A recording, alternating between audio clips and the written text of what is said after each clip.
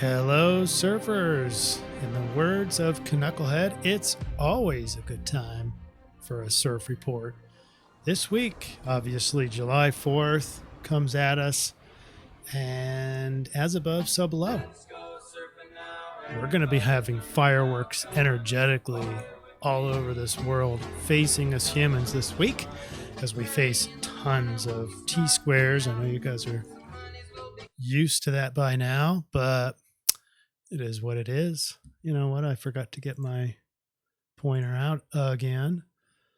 All right. We have quite a few squares going on this week. So a lot of pressure. And Neptune is a central focus as indicated by the Dreambot. By the way, if you're new here, this is my triangulation for the influence, and we separate the influence from the solutions so you can kind of know what to expect energetically, because all of us are going to react differently to that energy. If we're all faced with similar energies, we're all going to react differently. And so then we triangulate for the solution to know how to best handle that energy. That's what we try to do here on these surf reports. It can get kind of confusing because it's so dramatically different than your typical astrology reading. We do use two types of astrology to do this. And we use the Dreambot, the collective unconscious. This is the world's dreams. And the world's dreams says it's spirit world, pineal gland stuff. It's very Neptune. It's all Neptune, and Neptune includes escapism. And so you've got, this is the green circle here, and it's inside of the bigger scope of astrology. The biggest circle always is the astrology, because there's so many different alignments. You got the sun in Cancer, for example, but yet you've got all these squares. And so how does that energy all work out? Well, we try to go to just one speck of the overlap. And so you've got the Dreambot that's over here with the Neptune side of the astrology. You've got the I-Ching that says great vigor, and this is going to be mostly all the squares. And squares sort of act like a Mars-ish kind of a feeling, where it's just conflicted and I'm ready to fight, pressure, energy doesn't flow very easily, it takes more effort to get stuff done, that kind of thing. And so the I-Ching recognizes this great vigor with not just, I put 2 T-squares here, but there's really 3. And the majority of the week is going to be with some T-squares, which are represented by 2 squares at a 90-degree angle and an opposition. And so a lot of balancing there. We kind of find ourselves trapped in that focal point. So I'll talk about that. We have the moon going into Leo, which is great vigor. I mean, Leo's some fire energy. So there's a lot there that supports it. So it's a pretty good sized circle. And this overlap is going to be with the T-squares and mainly the squares. So for the green arrow, or the green circle, is overlapping with the Mercury square Neptune. So what we have, the control part, is you've got this big old square with Mars and Pluto. We started that last week. It continues. It's control. Both Mars and Pluto are home over to Scorpio, which likes to control things. And the Pluto is the dark, deeper part of us that wants to control, and the Mars wants to control the outside. So it's a power trip right there. So it's either that or escapism. As things get so pressurized and so conflicted, you're going to find people that want to, or the feeling like the urge to escape. And that could be over in the spirit world, either by using drugs or just getting away or vanishing up into their minds. Because you've also got Mercury square Neptune. Like, there's just so much in the astrology. So anyway, this tiny little overlap represents control versus escapism, in my opinion. Not a big congruency scores, not a big overlap between all these 3. And then the Dreambot will also somewhat go into a full circle into the solution. All right, are we ready? Let's get started with some comments.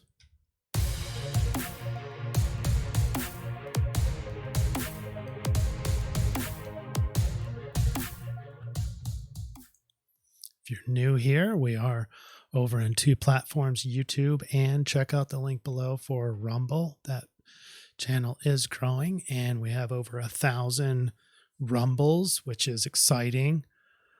So anyway, so some comments. Ravi says, I like this one. It says, interestingly, still feeling a strong sense of optimism, which leads me to believe I am totally disconnected from this reality. I don't want to focus on the disconnection, but I find Ravi to be very, very connected with the overall energies. And I'm got a portion of my intuition that looks very positive, and it is exciting time to be alive, seeing this world seemingly burn to the ground. But thanks for the comment, Robbie, and we'll come back to Robbie later. Babuska bitch, thank you so much. Especially the solution part helped me get through these crazy times. That's so good to hear. But she says, also it helped me help others to put things into perspective. So the solutions reaches much further out than just to me. That feels amazing to know that we can share the message, but help. And that's all I want to do here. I'm not doing this for money, not doing it for fame. I want to do it to help. So let me know how I can help better. But good to hear these successes here.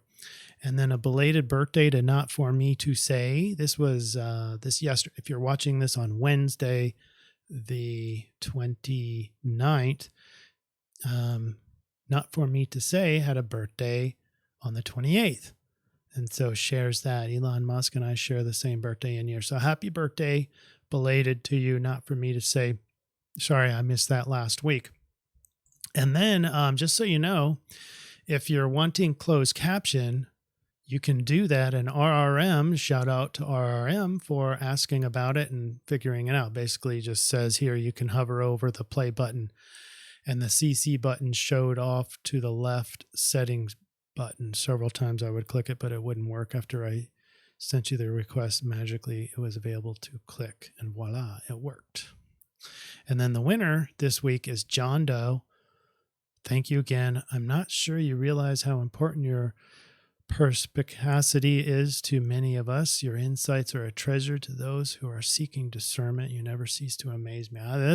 These comments really warm my heart, and I am glad to hear that these surf reports are helping. Okay, so shout out to John Doe. Congratulations, winner of this week's comments. Let's go over to the Dreambot. Now, the first linguistic set says temple-shaped written signs. And to me, for some reason, I immediately started thinking of like the pineal glands, the ancient symbols on a lot of the archaeology that have to do with these.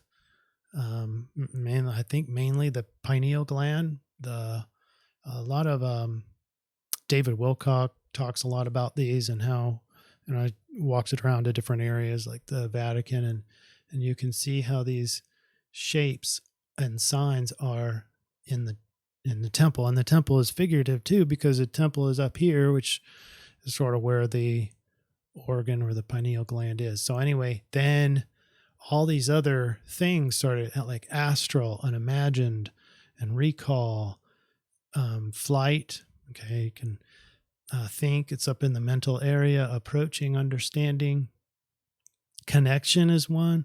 So it's all this pineal gland, spirit world, DMT, even archetypes and dreams. That's the way I see this. I call this the transpersonal world, and just so many words in here. I could probably put in more of the word, like quiet wasn't even indicated in there, but I could probably do that. Anyway, so I just one meme, and it's very Neptunian. All right, so let's go to the astrology. So in the collective influence, I'm sort of looking around for Neptune. And lo and behold, we have, let me darken this a little bit. We have 3 planets retrograde, and the most recent was Neptune. So Neptune retrograde and a fresh retrograde, all right? So the energy's still strong. And then look at all these squares. Every one of these reds this week, every single red bar is a square, and many of them go exact this week. The rest of July doesn't look all that much better. A lot of these are squares. Sometimes they're conjunctions, which I still haven't figured out how to change that color in the software, but there you go. All right, so let's move on. Voila. We start on Thursday, the 30th. There's a lot to talk about. I'm going to talk about all these different squares, and I'll give you this is going to be generally good for the whole week for most of these. But today, Thursday, the 30th, I'm not doing this report. I'm not recording on the 30th.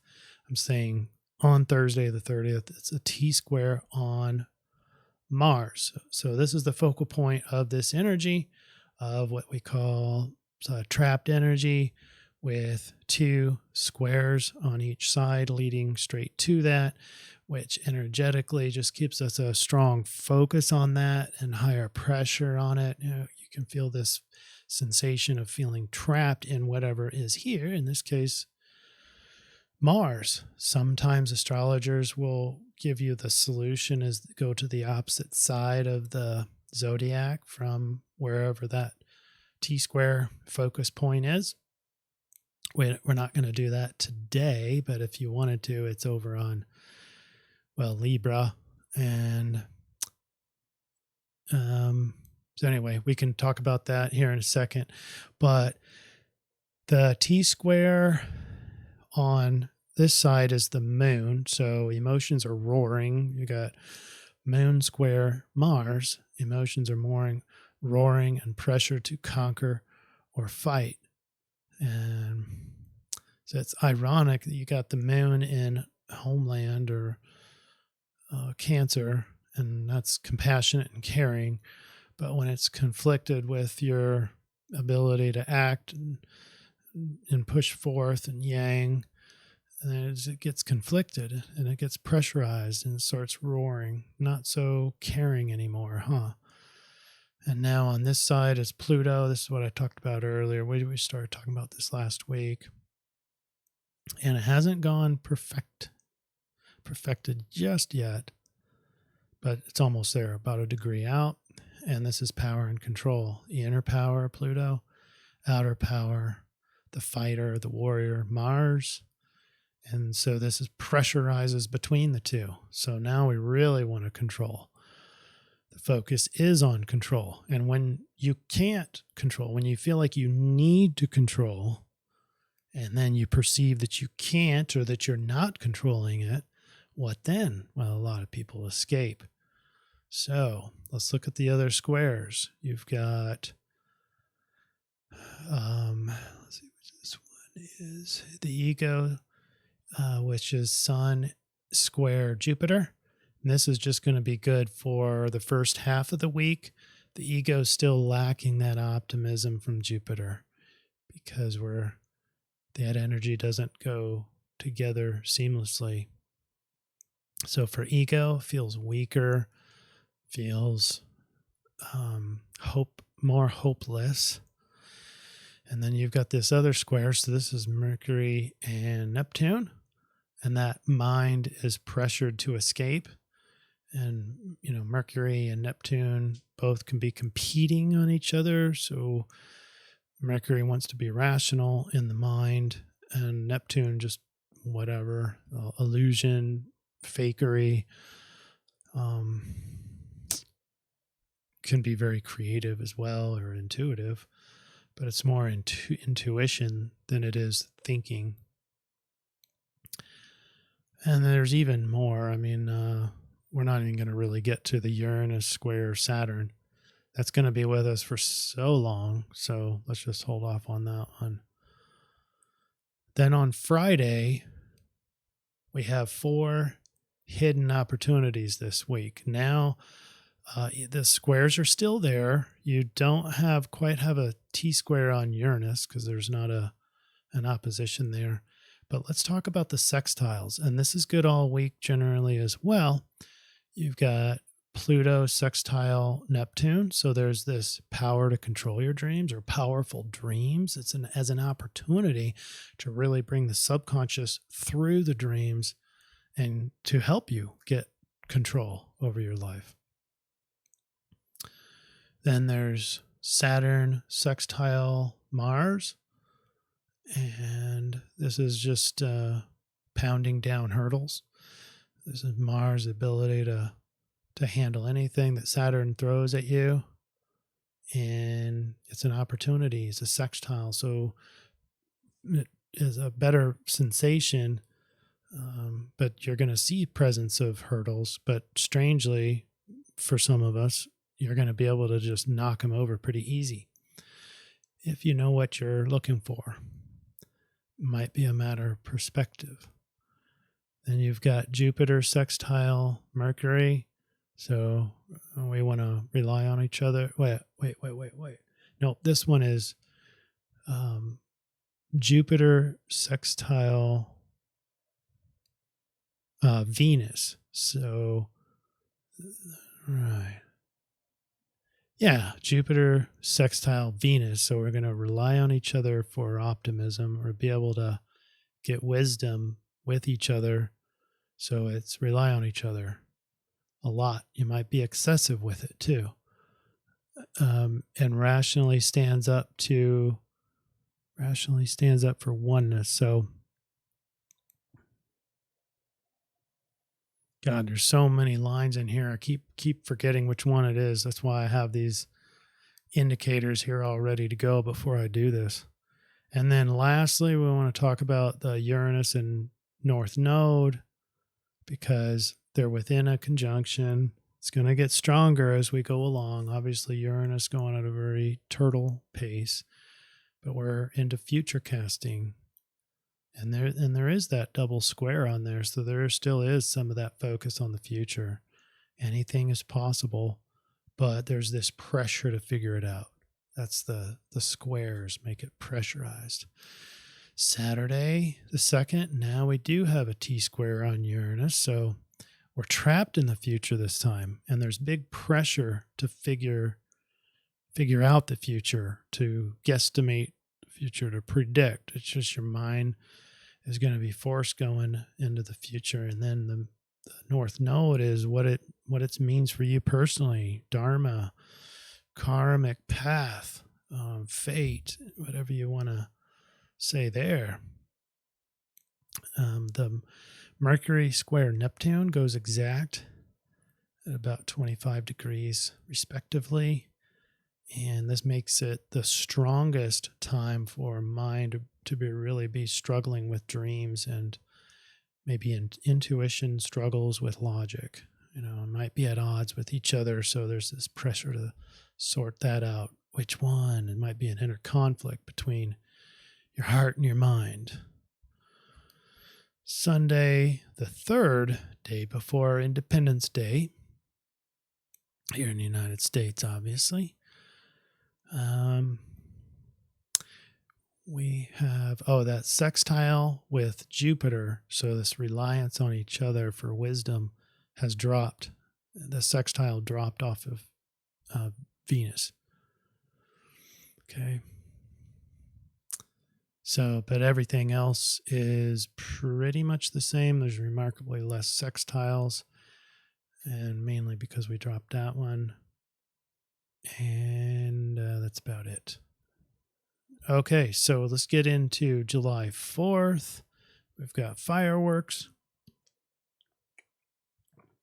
And these fireworks are on display for the entire week with all these T-squares and squares. But first, happy birthday to Ravi. Monday the 4th. We've got a birthday. United States and Ravi. All right. We got Mercury on the last day and pretty close to when these fireworks are going off. You've got Mercury, so mind changes signs into Cancer, and then Mars is going to go into Taurus, and they're going to go in roughly about the same time into their respective zodiacal signs. And so this is like the last bit of the big one here. Well, both of them are actually in their ruling sign. So Mars loves being in Aries, rules Aries, and so doesn't like leaving it. Same thing with Mercury. Mercury is home in Gemini and doesn't like leaving it, especially into jumping into the water.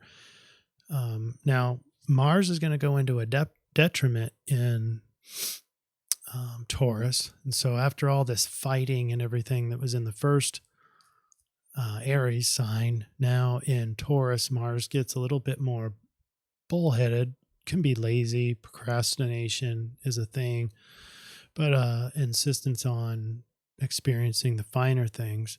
And that's just probably starting on July 4th at night when this tips over, because it's a drastic change for Mars. It's also a drastic change for Mercury too. It'll be around midnight, I think, somewhere around in there, early in the morning, way early in the morning Central Time.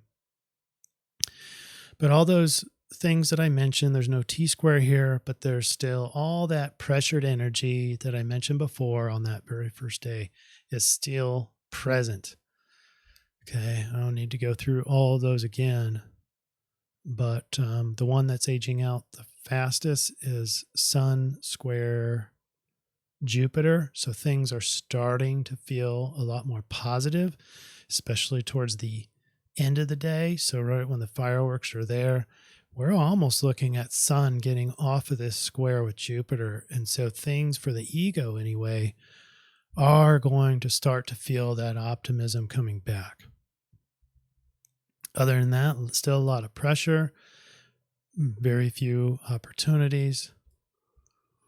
And then we get into Tuesday, and this is T-square Tuesday. Now the T-square is on Mercury that is now in Cancer, a full degree into Cancer at time 12/12/02. I got all my times are a little bit off, huh? Oh well, sorry about that. But it's around noon Central Time. You've got the T-square here. You got the moon is having a lot of variety of alignments, adjustments, pressured, conflict, and then trine over to Pluto. So easy to use your emotions for power, easy to convert emotions into power, discretionary, detailed emotions. Don't normally talk about the moon a whole lot here, just because it switches so fast.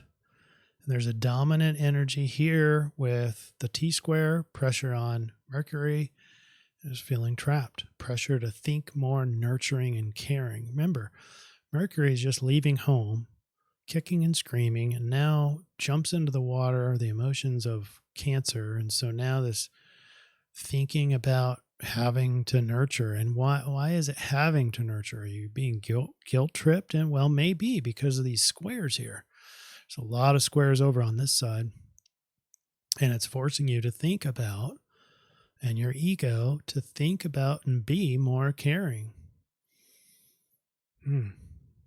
Sounds like just an overall Pisces energy. It's just the feeling guilty if you don't care, and self-sacrificing. It's sort of that flavor. And then of course Mars still has its square with Pluto. Let's see, 0 degrees and 27, so they're about 3 degrees off. This is waning now, the Mars square Pluto, that square is waning, but Mars going into Taurus again slows down. Now, once you do get started, it's kind of like a train. It's hard to get started, but once you get started, that Mars in Taurus can really just keep on going. It's got that energy behind it, slow, methodical, but this thirst for experience is a big one. So you're gonna be using your action to get more experiences. Let's see. Let's get into Wednesday now. Now it's a T-square on the Sun, with a residual T-square on Mercury. So dual pressure on us to care and protect. That's the Cancer energy. All your egos and thoughts become a focal point and would become more sensitive because this is the focal area. It's like a pressure to be more sensitive. Now, one thing that does pop up here is this sextile, Sun sextile Uranus, which is in a conjunction with the North Node. Meanwhile, change to ego. You can also go Sun as authority. So there's this heavy emphasis on Sun, which can represent a lot of different things. One thing it can represent is authority. With this sextile over to Uranus, that's a big change potentially of authority. So I thought I'd throw that in there.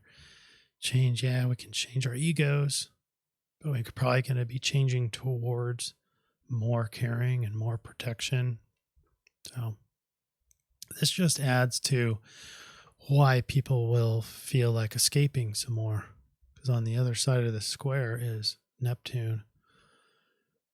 And whenever you got Neptune present, the act of escapism is paramount. This might be the pressure to escape. Okay. All right, let's get into the I-Ching. Get rid of our highlighter. And we got great vigor, and we already talked about where this is coming from. Yeah, there's those few days or a couple days with the moon in Leo, the beginning of the week. But you got the squares and the T-squares that just conflicted everything, especially when Mars is still in Aries. So the first part of the week leading up to July 4th, there is a great vigor, and it's a pressured, it's a very conflicted, it's very manly, masculine energy. And there is strength and vigor in this situation, like a ram that knocks down a fence to free himself from captivity. Do you remember the Mars and Saturn? That one has dropped away. Let's go back to the beginning of the week. A little bit further. So let's say Friday. Well, Thursday. It's got Mars and Uranus and Saturn. Never mind.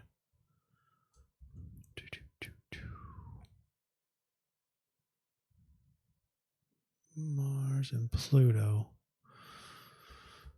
Okay, disregard. I thought I was onto something. But basically, great vigor, and line 1 says possessing great vigor does not assure success all by itself, especially with just squares and T-squares. If you start your movement from a lowly or weak position, attempting to advance prematurely or too quickly through forceful efforts will bring misfortune, so don't push your way forward. Even for those of great strength and ability, progress must be achieved step by step. So that's one of the little seeds of suggestion and endurance. Look at that. These things intermesh just perfectly for CIRF reports. I love how it does that. Endurance is cultivated when determination is coupled with flexibility. Long-distance runners must adapt to changing conditions while maintaining a strong sense of purpose. True endurance is not based on rigidity because endurance implies flexibility. Not being locked in position, only by adapting to change can we stay in the race. So we need a strong sense of flexibility, and we need a strong sense of purpose. Now, one last thing, this is what I was trying to figure out, was if you look at great vigor, this is an energetic shift with Mars, because Mars is in Aries first with lots of squares, and then it shifts over into Taurus. And so it's just endurance. Now, what's hard for Taurus is to be flexible, so it's not a perfect match in the astrology, but very, very close. Following Mars is my point there. And speaking of which, Mars goes into our calculator, and this is when Mars and Pluto go exact at 27 degrees, and that happens at 9:13 p.m. Friday on July 1st. I passed that on our day-to-day diagram, but this is a maximum of control. This is a maximum of the need or the perception that you need to control, or the perception that everything is out of control, because it's that square conflicted energy. You don't have the ability to transition inner power in your subconscious into meaningful action to control the outside world. So it's going to feel like everything is out of control. Well, anyway, the Mars aspect is the dominant feature here, as described before. So we plot that. It goes to hexagram 3 in the rave and Pisces sidereal. So rave, gate 3 says this fundamental challenge of initiation is to transcend confusion and establish order. Whew. That's awesome, because it feels very disorderly right now. Line 2 says immaturity, the unrestrained acceptance of guidance. The unrelenting energy for growth will eventually triumph. The energy and potential for individual mutation. Sounds like that Uranus aspect, does it not? All right, you ready for the solution slide? And we're at 31 minutes. So let's zoom in. There it is. We got the July 4th, midway through our week. We have lots of astrology that show the need to control. And if you can't, or some people don't want to face it, they will escape. So it's this continuum of control versus escape. The overview of the influence says a shotgun volley of T-squares this week increases sympathetic nervous system activity, putting everyone on edge and elevating masculine interpersonal energy. Fireworks become a great metaphor outlet for the hidden energies within. Some will opt to escapism. And so that's the feeling. Now let's get into the solution here. The recommendations for behavior. I can move this up a little bit. Okay. Remember we had the I-Ching 32, endurance. Remember that? Avoid stagnancy and rigidity. Remain flexible and adapt. And then we have the rave, gate 3, line 2. Growth will eventually triumph. And then Pisces, I'll weave that in. So here we go. July 4th is very symbolic for the energies facing all of Earth this CIRF week. The solution triangulation continues to encourage movement like last week, but for the goals of continuity, endurance, flexibility, and to help deplete pent-up energies from the massive square energy expected. The overlap between I-Ching and rave are endurance and growth, both of them. You even have the word growing and growth in both of them. So that's definitely the big overlap. There's going to be a lot of growth, but we have to endure. I mean, in order to endure and grow, we have to be flexible. By staying with your vision and adapting flexibly, realize that you foster the energy for growth, and that this growth will eventually triumph over the disintegration energy that has been so dominant lately. The Sidereal Pisces solution encourages you to remember that you are a spiritual being having a physical experience, and explains why the transpersonal world is so emphasized in the Dreambot this week. It's advised to display compassion, exude transcendence, open thy awareness, and avoid escapism. This is everything Pisces, by the way, if you didn't know that. Display compassion. And that's going to be a little bit easier when you've got the Sun and Mercury in Cancer with those squares. So it's like this pressure to show compassion, or pressure to care. So that might be an easier thing this week. Exude transcendence. This is a very spiritual stance. Just remember that you're a spiritual being and conduct yourselves accordingly, without coming down here being reactory and being out of your calmness. That's not the focus this week like it was in the past few weeks, which is just to stay calm and I can't remember the word that we use, but that's not the focus. But exude transcendence means that not all these little willy-nilly events that happen that are very emotional that get to a lot of people. You're not going to be triggered a lot when you're feeling or exuding this transcendence spiritually. Not that you're going to be, okay, there's this thing called spiritual bypassing, which means we've got all these activities from prayer and meditation and reading the Bible or whatever it is that you do or anybody does. They use that in order to avoid having to deal with real world problems. So this exuding transcendence is not avoidance. It is being in the problem or facing problems, engaging in it without being all reactory and even trying to avoid it. Handling the problems, but not being in the problem. Two different things. So all the while sort of remembering that you're more of a spiritual being and not a physical being having a spiritual experience.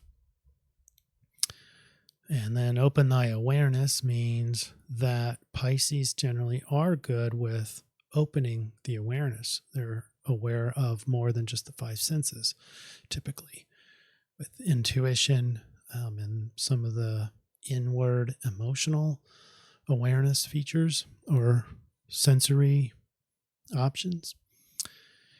And then, unfortunately, the Pisces are good escape artists. So we need to try to avoid escapism on that. Even if you're running from something, doesn't necessarily imply you're escaping. It's just that transcendence. It's the easy way out, just ignoring or bypassing. This problem will be gone by the time I get back. It's not necessarily true. So don't be so avoidant. You don't have to get into every single problem that there is and fix everything. It's not a fix-em week either. It is a endurance week. It's just a step-by-step. Realize that everyone is feeling this conflict. Some of it human-made by design to separate us all, but also from the stars. It's just going to be a step up in pressure and conflict this week. Don't be ruled by fear, but stay on the outlook for others' escapist behaviors that may negatively impact you. I'm thinking an easy example might be a drunk driver.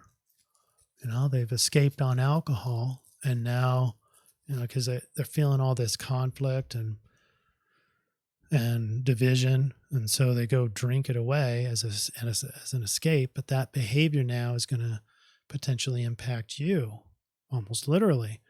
So just be on the lookout. It's not living in fear, but this goes back to open your awareness. Open your awareness and realize not everybody like you is ready for what's coming. Not everybody's ready for the extra pressure and conflict that should be showing up this week. So just be on the lookout. And then finally, I'm going to be using the following affirmation. I am free. That goes with Independence Day. I am free to grow to the highest form of my individual expression. Again, kind of playing off that spiritual being having a physical experience, I think. So that's the overview or the overlap for the solution. And I hope you enjoyed this program. If you did, consider subscribing, sharing with your loved ones, your friends, and commenting below.